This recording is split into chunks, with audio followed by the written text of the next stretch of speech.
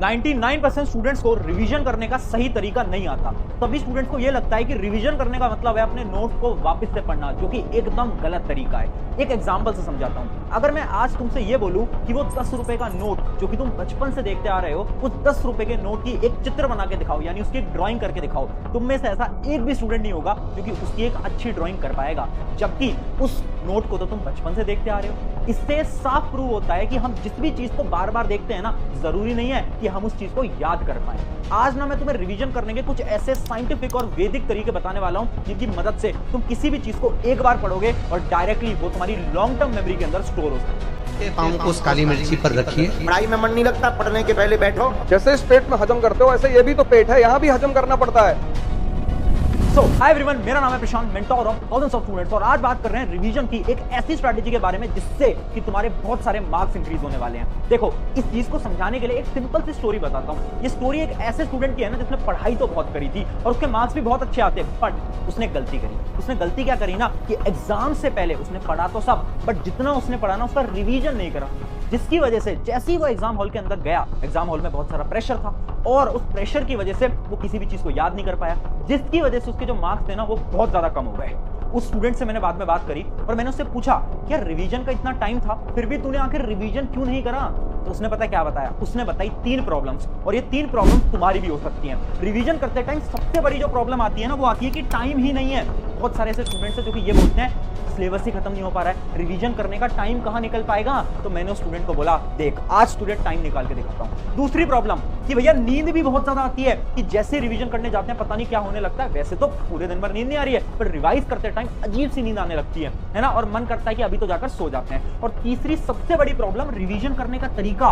उस स्टूडेंट को यही नहीं पता था कि रिवीजन नोट्स को वापस पढ़ने से नहीं होता, रिवीजन करने का एक पूरा प्रोसेस होता है। अब तुम मुझे बताओ, क्या इन तीनों प्रॉब्लम को तुम भी फेस करते हो? अगर करते हो तो कमेंट के अंदर एक बार यस लिख देना, अगर नहीं करते तो कमेंट के अंदर नो लिख देना। अगर तुम्हारी इनमें से एक भी प्रॉब्लम है ना, तो आज उसके सॉल्यूशन मिलने वाले हैं। एक एक करके सारी प्रॉब्लम को डिस्कस करते हैं। सबसे पहले तुम्हारी सबसे बड़ी जो प्रॉब्लम है ना कि रिवीजन करते टाइम नींद बहुत आती है, रिवीजन तो बहुत ज्यादा बोरिंग है, तो इसके लिए एक हैक देता हूं। 3 प्रकार के अपने हैक हैं, जिसके अंदर सबसे पहला आपका हैक है द वैदिक हैक। वैदिक साइंस क्या बोलती है, ध्यान से समझने की कोशिश करना। बहुत साल पहले जब वेद लिखे गए थे ना, उस टाइम की जो शिक्षा थी ना, जो स्टडीज होती थी, वो बहुत डिफरेंट होती थी। वहां पर एक कॉन्सेप्ट को यूज किया जाता था और उस कॉन्सेप्ट का नाम था श्रुति और स्मृति।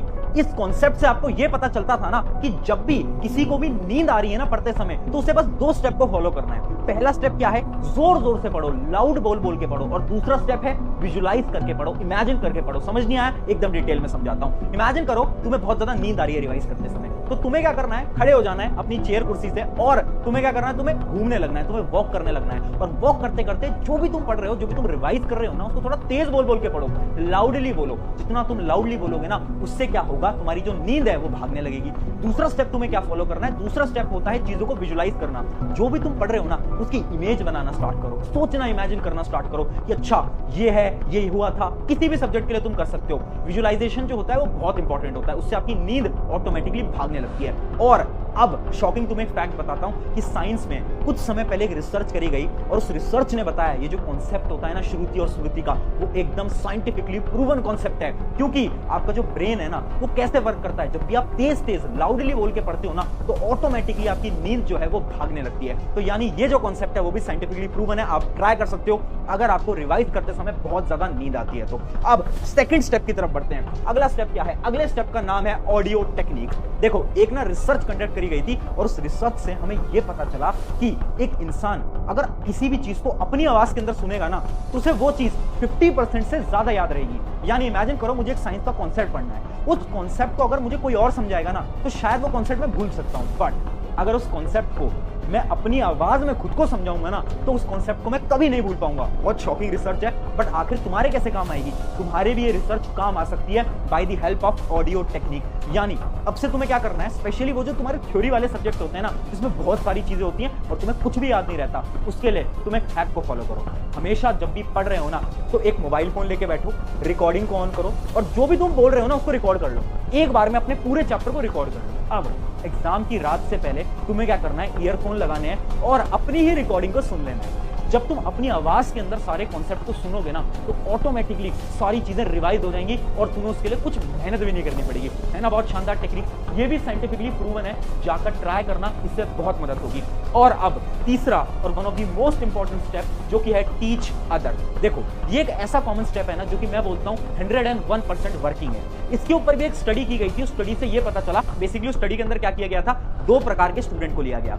एक स्टूडेंट को ये बोला गया कि तू ना रिवीजन के पुराने तरीकों को फॉलो कर, यानी तू किताबों को वापस से पढ़, नोट्स बना, ये सब कर। और दूसरे स्टूडेंट को ये बोला गया कि तू एक नए तरीके को फॉलो कर, तू ना किसी और को पढ़ा, कहीं पर जा और किसी और को पढ़ा, उससे रिवीजन कर। अब जब इसका रिजल्ट आया ना तो शॉकिंगली वो जो स्टूडेंट था ना जिसने किसी और को पढ़ाया उसके पास मेमोरी रिटेंशन ज्यादा थी, यानी उसकी मेमोरी के अंदर सारी चीजें स्टोर हो चुकी थी, वो भी लॉन्ग टर्म मेमोरी के अंदर। जबकि वो जो दूसरा पहला आपका स्टूडेंट था ना जो कि बेसिक तरीकों से रिवाइज कर रहा था, उसके पास कोई भी चीज स्टोर नहीं थी, यानी उसका ब्रेन खाली हो गया था।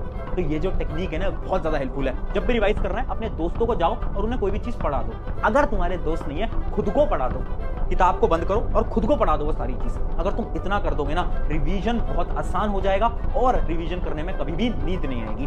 बट ये 3 टेक्निक तो समझ आ गई, सवाल अब भी वही है, रिवीजन करते कैसे हैं, रिवीजन करने का सही तरीका क्या है और रिवीजन के लिए टाइम कैसे निकालें। तो उसके लिए एक टेक्निक मैं आपको बताता हूं। बेसिकली रिवीजन होते हैं 2 प्रकार के। पहला टाइप का रिवीजन होता है शॉर्ट टर्म रिवीजन और दूसरे टाइप का रिवीजन होता है लॉन्ग टर्म रिवीजन। अभी हम बात कर रहे हैं शॉर्ट टर्म रिवीजन के बारे में। तो बेसिकली शॉर्ट टर्म रिवीजन क्या होता है, एक सिंपल सी स्टोरी के साथ समझाता हूं। इमेजिन करो मैं तुम्हें 2 ऑप्शन देता हूं। पहले ऑप्शन में तुमसे ये बोलता हूं कि क्या तुम डेली 4 या 5 लीटर पानी पियोगे, या फिर दूसरे ऑप्शन में मैं तुमसे बोलता हूं कि डेली छोड़ो, तुम मंथ में 4-5 दिन पानी पियो, बट जब भी तुम पानी पी रहे हो ना 50 लीटर पानी P low.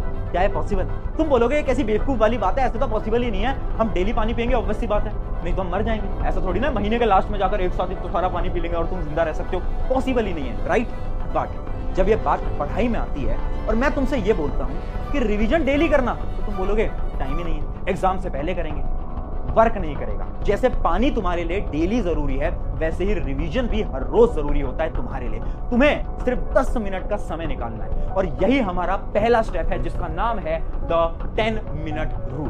The 10 minute rule क्या बोलता है, आपको रिवीजन करने के लिए केवल और केवल 10 मिनट निकालने हैं, ज्यादा समय नहीं, केवल 10 मिनट। करना क्या है, इमेजिन करो तुम किसी भी लेक्चर को देख रहे हो, तुम्हारे टीचर ने कुछ पढ़ाया, तुमने नोट्स बनाए, अब उन नोट्स को सिर्फ 10 मिनट के अंदर फटाफट से रिवाइज करो। जब भी तुमने पढ़ा उसी टाइम पे रिवाइज करना है। उससे क्या होगा, information already short term memory में थी, तुमने एक बार और रिवाइज करा तो वो लॉन्ग टर्म मेमोरी में उसी समय पर चली जाएगी। तो तुम्हें क्या करना है, तुम्हें बेसिकली 10 मिनट रूल को फॉलो करना है। उसके साथ साथ अगला स्टेप क्या है, अंडरलाइन कीवर्ड। तुम्हें क्या करना है, जितने भी इंपॉर्टेंट पॉइंट्स है ना उनको अंडरलाइन करते चलना है। क्यों चलना है वो आगे मैं बताऊंगा। तुम जितने भी इंपॉर्टेंट पॉइंट्स अपने नोट्स के अंदर साथ साथ में अंडरलाइन करते चलना। और तुम्हें रिवाइज कैसे करना है, जैसा मैं बता चुका हूं, एक मेथड होता है एक्टिव रिकॉल।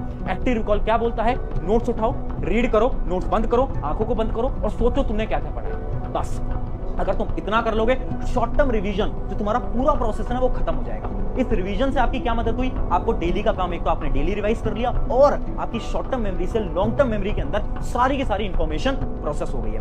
बट इसमें कमिटमेंट तुम्हें देनी पड़ेगी कि ये काम तुम्हें हर रोज करना पड़ेगा। ऐसा पॉसिबल नहीं है कि तुम सोच रहे हो एग्जाम से एक रात पहले सारी चीजों को वापस से रिवाइज करो, नहीं, तुम्हें हर रोज बस 10 मिनट देने हैं। अगर ये 10 मिनट दे दिए ना, मैं सच बता रहा हूं एग्जाम के अंदर नंबर बहुत अच्छे आ जाएंगे, ट्रस्ट मी, करना है इसको, ठीक है। ये हो गया शॉर्ट टर्म रिवीजन। अब लॉन्ग टर्म रिवीजन क्या होता है और लॉन्ग टर्म रिवीजन करना कब होता है, तो बेसिकली ये लॉन्ग टर्म रिवीजन हमें करना होता है हमारे एग्जाम से पहले। डेली हम शॉर्ट टर्म रिवीजन तो करते आ रहे हैं, बट इमेजिन करो अब कल तुम्हारा एग्जाम है, अब तुम्हें पूरे चैप्टर्स को क्या करना है, वापस से रिवाइज करना है। तो आखिर वो लॉन्ग टर्म रिवीजन तुम करोगे कैसे, उसके भी कुछ स्टेप्स होते हैं और वो जो स्टेप्स हैं वो बड़े इंपॉर्टेंट हैं। बेसिकली मैं तुम्हें ना एक ऐसा टॉपर का प्लान दिखाने वाला हूं ना जो कि टॉपर रिवील नहीं करते, बट मैं तुम्हारे लिए रिवील करके लाया हूं, जिसके अंदर आपका पहला स्टेप क्या होता है, मेक अ डेडलाइन। देखो इमेजिन करो मेरा एग्जाम है कल या परसों, अगर मैंने हर एक चैप्टर की डेडलाइन नहीं बनाई ना तो मैं कभी भी रिवाइज नहीं कर पाऊंगा। Revision is boring. रिवीजन में तुमने भी देखा होगा कितने बोर हो जाते हो ना, थोड़ा सा पढ़ते हो बोर हो गए।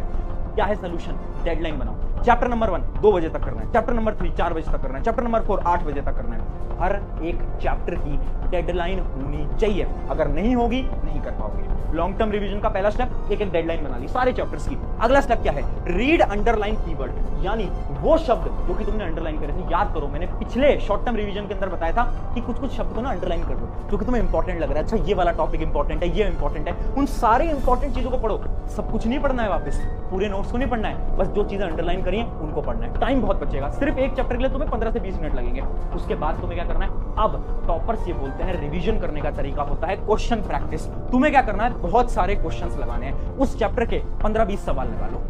और एक मेथड होता है स्पॉटलाइट मेथड। वो स्पॉटलाइट मेथड क्या बोलता है, ध्यान से समझना। कुछ क्वेश्चन ऐसे होंगे जो कि तुमसे नहीं हो पाए होंगे, उनको तुम रेड कलर से मार्क कर लो, ठीक है। कुछ क्वेश्चन ऐसे होंगे जो कि तुमसे हो गए होंगे, उनको तुम ग्रीन कलर से मार्क कर लो। और कुछ क्वेश्चन ऐसे भी होंगे जो कि तुमसे हो तो गए हैं बट उसमें बहुत ज्यादा तुम्हें सोचना पड़ा है, टाइम लगा है, उसको तुम येलो कलर से मार्क कर लो। अब तुम्हें क्या करना है, जितने भी तुम्हारे रेड कलर वाले मार्क्ड क्वेश्चन है वो तुम देखो और तुम ये सोचो कि किस किस टॉपिक के क्वेश्चन है। जैसे कि मान लो 4 क्वेश्चन 15 में से तुम नहीं कर पाए, वो तुम्हारे रेड कलर के क्वेश्चन है। अब तुम सोचो कि ये किस टॉपिक के हैं। एक चैप्टर में बहुत सारे टॉपिक होते हैं, किस टॉपिक के क्वेश्चन है जो कि तुमसे नहीं हो पाए, उन टॉपिक को ढूंढो। अच्छा ये वाला टॉपिक, ये वाला टॉपिक, ये वाला टॉपिक, ये वाला टॉपिक। अब तुम्हें पूरे चैप्टर को वापस नहीं पढ़ना है, तुम्हें केवल और केवल वो 3-4 टॉपिक पढ़ने हैं जिसके क्वेश्चन तुमसे नहीं हो पाए। इससे क्या हुआ, इससे तुम्हारा टाइम बच गया, तुम्हें अपने वीक टॉपिक्स पता चल गए और उन वीक टॉपिक्स को तुमने जाकर क्या कर लिया, पढ़ लिया।